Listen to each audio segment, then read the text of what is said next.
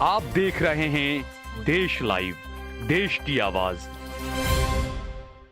नमस्कार, आदाब, सत श्री अकाल। देश लाइव में आपका स्वागत है। मैं हूं सहल कुरैशी। द्वारका, गुजरात, जिस तरीके से बुलडोजर की कार्रवाइयां हो रही है, द्वारका में एक बार फिर से जो बुलडोजर की कार्रवाइयां हुई, सैकड़ों मकानों को और मज़ारों को और मस्जिदों को शहीद कर दिया गया।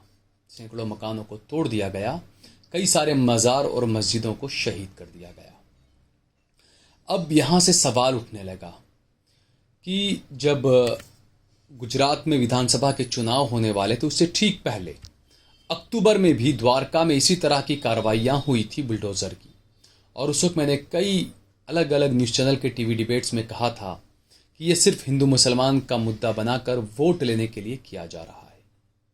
कुछ लोगों को मेरी ये बात बुरी लगी थी, लेकिन उसी वक्त प्रधानमंत्री नरेंद्र मोदी ने एक रैली में मुख्यमंत्री पद का जो चेहरा थे भूपेंद्र पटेल, उन्हें संबोधित करते हुए कहा, रैली के लोगों को संबोधित करते हुए कहा कि भूपेंद्र भाई ने बहुत अच्छा काम किया, बुलडोज़र ऐसा चला दिया कोई उफ तक नहीं कर सका, कोई कुछ बोल नहीं सका, सब बिल्कुल शांत हैं।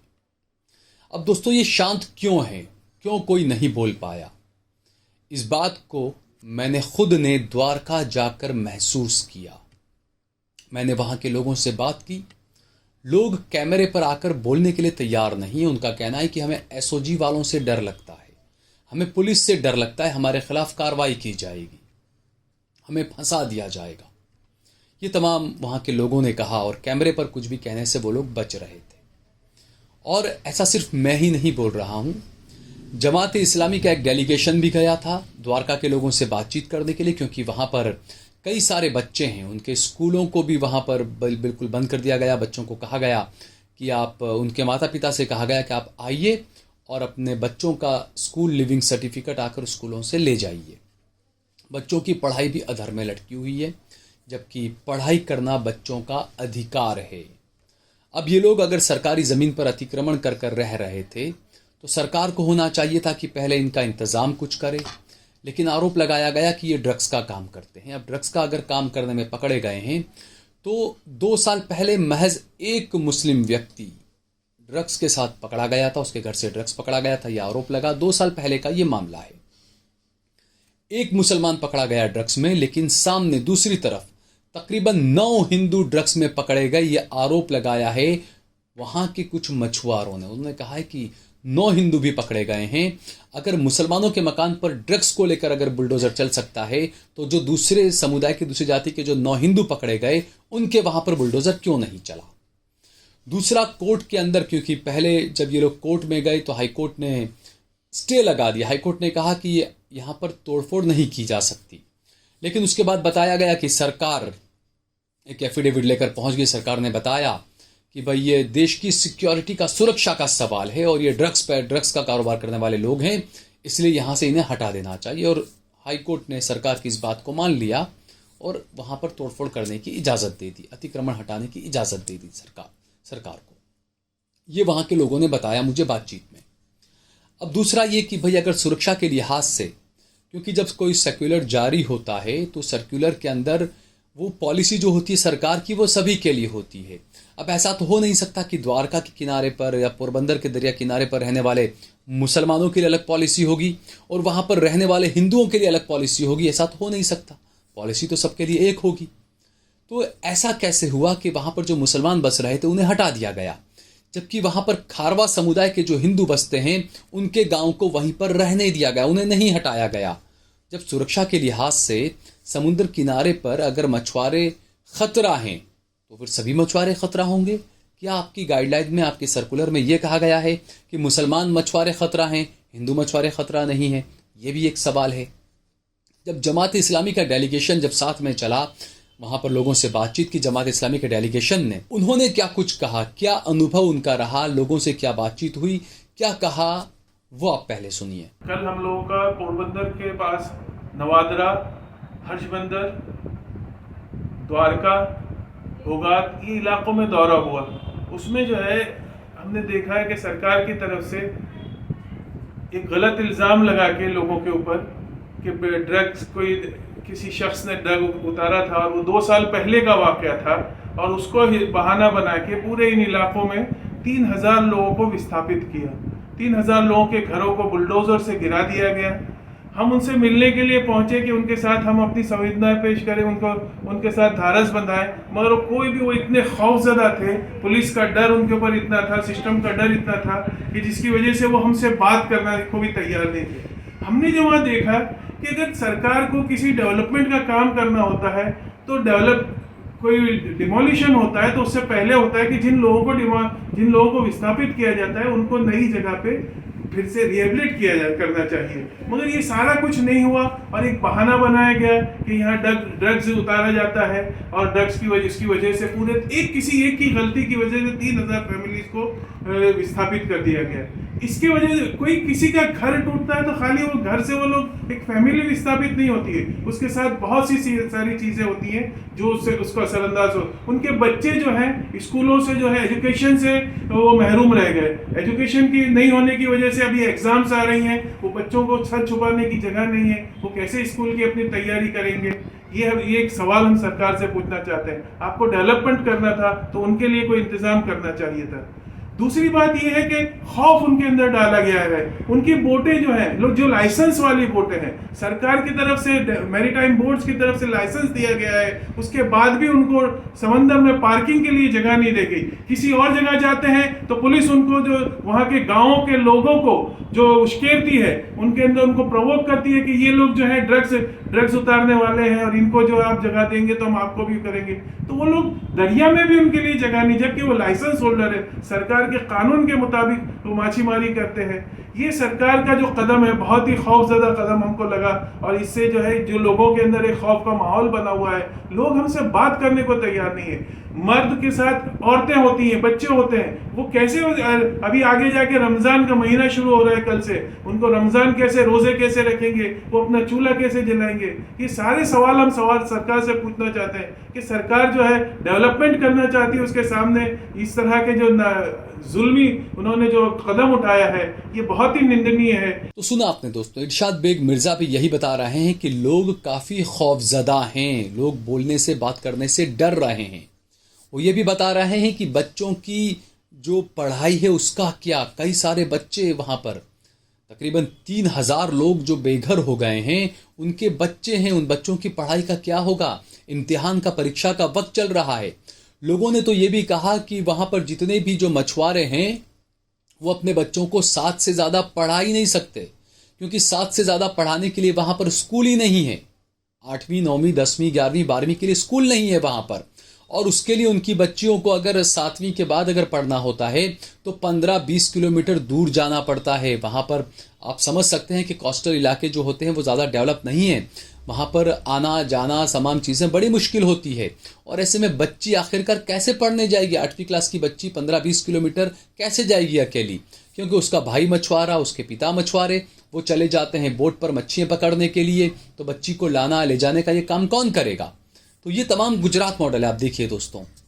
दूसरा, जैसा मैंने बताया कि प्रधानमंत्री नरेंद्र मोदी ने सीएम, मुख्यमंत्री जो हैं भूपेंद्र पटेल साहब, उनकी पीठ थपथपाई थी बुलडोज़र की कार्रवाई करने के लिए। दूसरी तरफ जो मज़ार तोड़े गए, जो मकान तोड़े गए, उस पर वीएचपी ने अब जो है वो धन्यवाद किया है मुख्यमंत्री का, क्योंकि 7 मज़ार तोड़े गए हैं। तो ये आप समझिए कि किस तरह की कार्रवाइयाँ क्या क्यों की जा रही है, कैसे की जा रही है। हालांकि हम कोर्ट के फैसले पर टीका टिप्पणी नहीं कर सकते, लेकिन ये सवाल उठ रहे हैं। वहाँ के लोग डरे हुए हैं, वहाँ के बच्चों को पढ़ाई नहीं मिल रही है। अगर आपने उनको हटाया तो सरकार की ही जिम्मेदारी थी। प्रधानमंत्री नरेंद्र मोदी का ये वादा था कि 2022 में मैं हर गरीब को पक्की छत दे दूंगा, लेकिन यहाँ तो आपने 3000 लोगों को उजाड़ कर रख दिया, सड़क पर ला दिया आपने इन लोगों को। इनको पक्की छत कौन देगा? दूसरा, जिस पर नफरत फैलाने का आरोप लगा, एक बड़ा एंकर सूट वाला अमन चोपड़ा, उसने एक सवाल किया था गुजरात के गृह मंत्री को, और उसके जवाब में गुजरात के गृह मंत्री ने कहा था, भाई ये तो कृष्ण की नगरी है, यहाँ पर झूठे और फर्जी नकली मज़ार नहीं चलेंगे। तो ये क्या कहने का वो था, आप समझ सकते हैं। कृष्ण की नगरी है, मज़ार नहीं चलेंगे, ये कौन सा भारत है? क्या ऐसा हो सकता है अगर कोई मुसलमान खड़े होकर अगर ये कह दे कि नहीं हम तो हिंदू मुस्लिम राष्ट्र बनाएंगे, यहाँ मंदिर नहीं चलेगा, उसको तो आप फौरन पकड़कर जेल में डाल देंगे आप, दूसरी तरफ आप कहते हैं कि ये तो कृष्ण की नगरी है, यहाँ पर मज़ार नहीं चलेंगे नकली फर्जी। ये कैसे गृह मंत्री हैं? सवाल उठना खुद ब खुद लाजमी है। यहाँ के लोगों पर आरोप लगा कि इनका जो कनेक्शन है वो पीएफआई से है। हालांकि पीएफआई के मामले के अंदर भी कई लोगों को गिरफ्तार किया गया था, कई लोग बरी होकर बाहर भी आ गए। कोर्ट है, लंबा एक तवील अरसा रहता है कि कार्रवाई चलती है, सुनवाई चलती है, तमाम चीज़ें होती रहती है। ऐसे कई मामले आए पहले कि बाद में वो लोग रिहा होकर बाहर आ गए थे। तो ऐसे में ये जो मामला है, क्योंकि इससे पहले अक्टूबर 2022 में भी बेट द्वारका के अंदर कई तोड़फोड़ की गई, तो उसमें भी 99% जो मकान और जो तोड़े गए थे वो मुसलमानों के तोड़े गए थे, गुजरात चुनाव से ठीक कुछ महीने पहले। और अभी जो कार्रवाई की गई इसमें भी जो है वो ज़्यादातर नहीं बल्कि सभी मुसलमानों के मकान तोड़े गए हैं।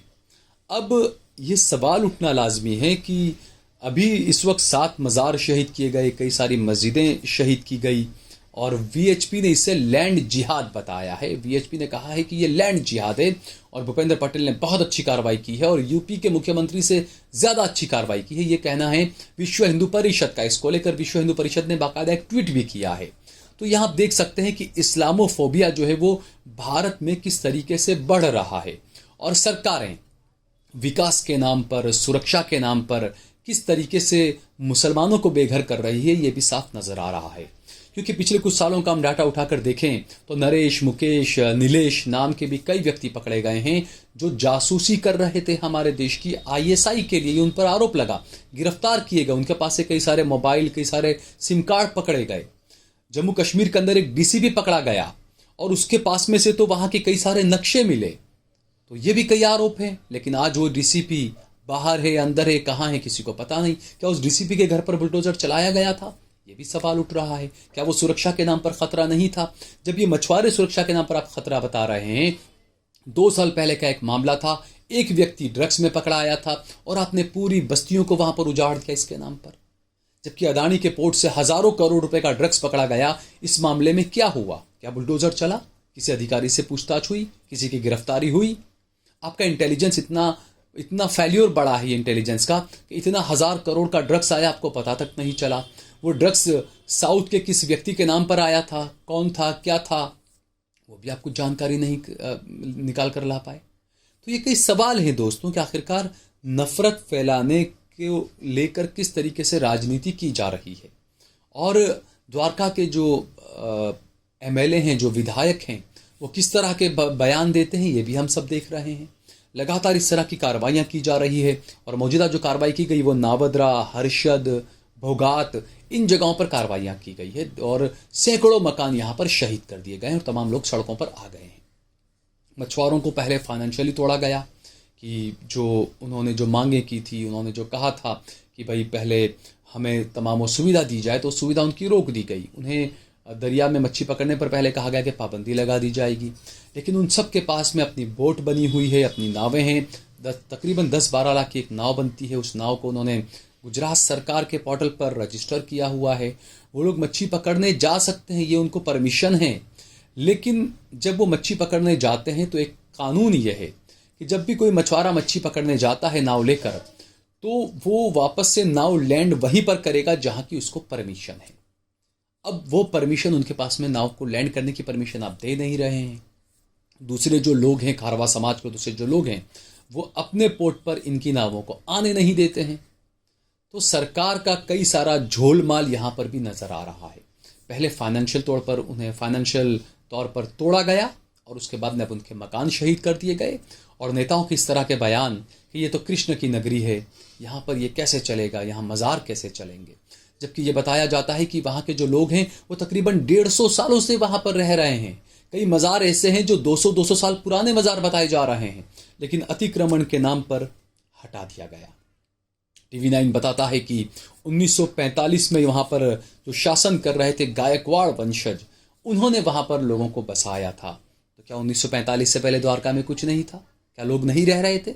वहाँ के लोगों का कहना है कि 150 साल से वो लोग वहाँ पर रह रहे हैं, उनके बाप दादा सब वहाँ पर रह रहे हैं। लेकिन TV9 अपनी एक हेडलाइन में दिखाता है कि 1945 में गायकवाड़ वंशज ने वहाँ पर लाकर लोगों को बसाया था, और वो ये बताते हैं कि 600 मुसलमानों को बसाया था और 2786 हिंदुओं को बसाया था। और इनका कहना है कि ये हिंदू कम होकर अब 900 हो गए हैं और जो मुसलमानों की संख्या है वो 6000 पर पहुंच गई है। तो मुसलमानों का बैटिंग स्ट्राइक कितना अच्छा है ये आप समझ सकते हैं। और जो 2786 हिंदू कम होकर 900 आ गए, जो TV9 का रिपोर्ट बता रहा है, इसमें सच्चाई कितनी है? क्योंकि गुजराती ज़्यादातर, जब आप देखिए कि जो मछुआरे नहीं हैं, क्योंकि हिंदू परिवार के जो लोग थे, जो क्या ये सभी मछुआरे थे या इनमें से वो लोग हैं कि वो शहरों की तरफ आकर बस गए, इस वजह से वह उनकी आबादी कम हो गई, या जो डाटा है गुजरात का कि लाखों लोग गुजरात छोड़कर विदेश चले गए, तो क्या ये लोग विदेश चले गए हैं? ये भी सोचने वाली बात है। और जो 600 मुस्लिम परिवार थे, वोटर थे, बताया जाता है कि 600 वोटर थे वहाँ पर, जो बढ़कर 9000 हो गए। भाई इतने सालों में, ये 1960 का आप डाटा बता रहे हैं, तो 1960 में अगर 600 मुसलमान हैं, वो शादी करेंगे, बच्चे पैदा करेंगे, 2-2, 5-5 ही बच्चे पैदा करेंगे, तो सीधी बात है 9000 होना कोई बड़ी बात तो है नहीं, इसमें गुनाह क्या है? तो ये जो तमाम चीज़ें हैं, ये पेट दर्द किसको हो रहा है, सर दर्द कौन बता रहा है, ये हमें साफ पता चल रहा है। लोगों को इसके बारे में ज़रूर सोचना चाहिए। अगर आप आवाज़ नहीं उठाएंगे तो अगला नंबर आपका हो सकता है, क्योंकि आवाज़ उठाने वालों के साथ में भी होता है, आवाज़ नहीं उठाएंगे उनके साथ में भी यही होगा। अगर आपको ये वीडियो पसंद आया हो तो इस पर कमेंट करिए, इसे लाइक करिए, इसे ज़्यादा से ज़्यादा शेयर करिए। अगर आपने हमारा चैनल देश लाइव सब्सक्राइब न किया हो तो हमारे चैनल को ज़रूर सब्सक्राइब करिए। सोशल मीडिया पर आप फेसबुक पर, ट्विटर पर, इंस्टाग्राम पर देश लाइव को ज़रूर फॉलो करें। इसके अलावा सहल कुरैशी और सहल कुरैशी ऑफिशियल को भी ज़रूर फॉलो कीजिएगा।